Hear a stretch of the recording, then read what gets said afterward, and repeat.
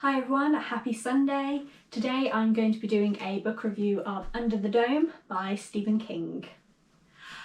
Under the Dome was published in 2009 originally, and it is a whopping 880 pages long in this edition.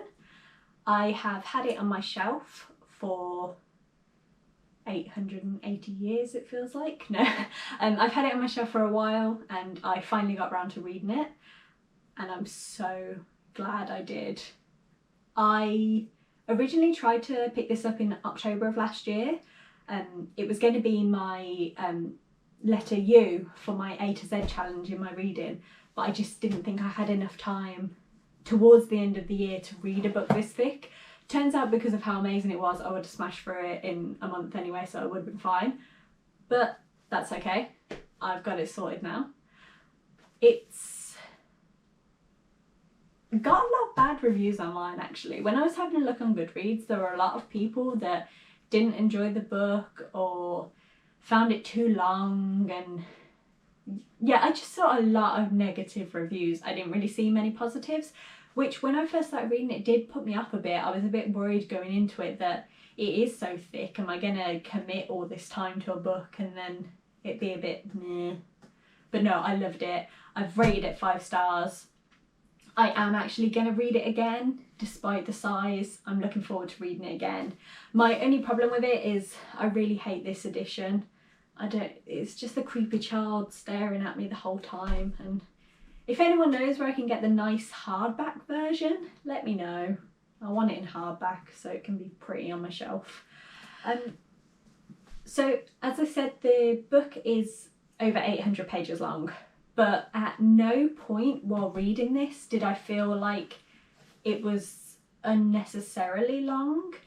I didn't feel like anything was like stretched out or irrelevant. Every single page in this book felt necessary, and there were so many characters in it as well. I think Stephen King said at the end there was like over 100 characters.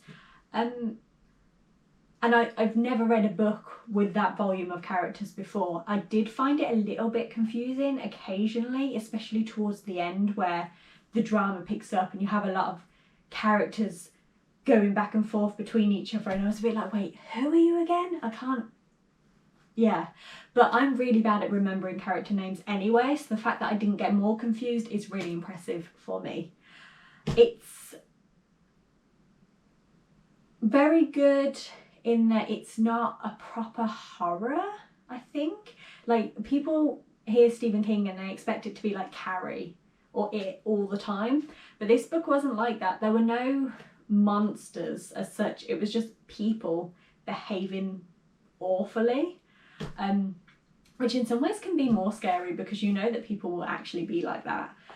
I got the vibes that it was more like an adult version of Lord of the Flies by William Golding. You know, the whole being trapped, reverting back to primal instincts. It was like that, but for adults, and a lot more stress involved. So if you want grown-up Lord of the Flies with some weirdness to it, Under the Dome, you like that. The story is about a big dome that covers a town and seals them in, and I believe the book only takes place over about a week, so it's really quick. And reading it reminded me of the first lockdown and people being kind of calm, and then just it's like a switch and everything changes and suddenly people are stealing and hoarding toilet roll.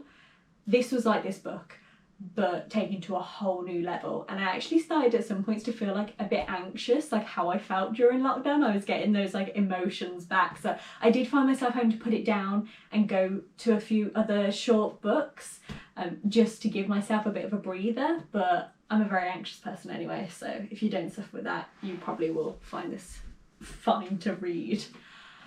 In true Stephen King style as well, you cannot like any of the characters, because if you like the character, he's gonna kill them, because that's just what he does. He will take your heart and he will crush it because he has no respect for anyone. And there were a lot of characters in this book that I loved, and there were the odd few that I hated. And it wasn't because they were badly written, it's because they were villains and they were so well written that I hated them, but I also really appreciated all the work that Stephen King had put in, but oh, I hated them so much.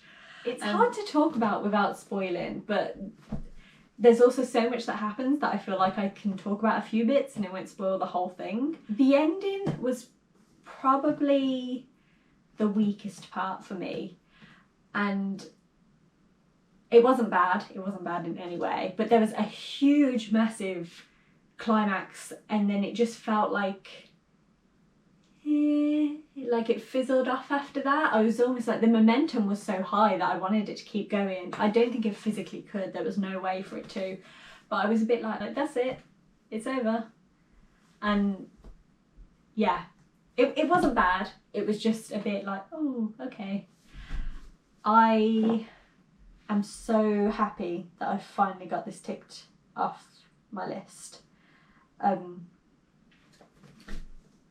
I'm curious if you've read it and what you think of it. As I say, I've seen so many negative reviews about it online. I also haven't seen the show, so I'm very intrigued by the TV show now, based on this book. But yeah, not relevant to the story at all, but one thing I think is really funny. I brought this book secondhand and someone had like signed it to their friend, and every time it's on my shelf I forget, and then I open it and I'm like, oh, this is a signed edition, and then no, it's not Stephen King's signature, it's just some random guy signing someone else's book. Weird. But yeah, every time I'm like, no, because I just put it on my shelf and forget about it for months. Like last time I picked this up was in October, so yeah. Very good book, very glad I read it. We'll probably be looking at reading The Stand by Stephen King next. I'm gonna get these giant books smashed out hype now for the rest of the year. So yeah, I hope you enjoyed this review. If you've read it, let me know what you think. If you haven't read it but are interested in reading it, let me know. I'd love to hear what you think about it if you do finally pick it up. Yeah, and I'll see you soon. Thank you. Bye.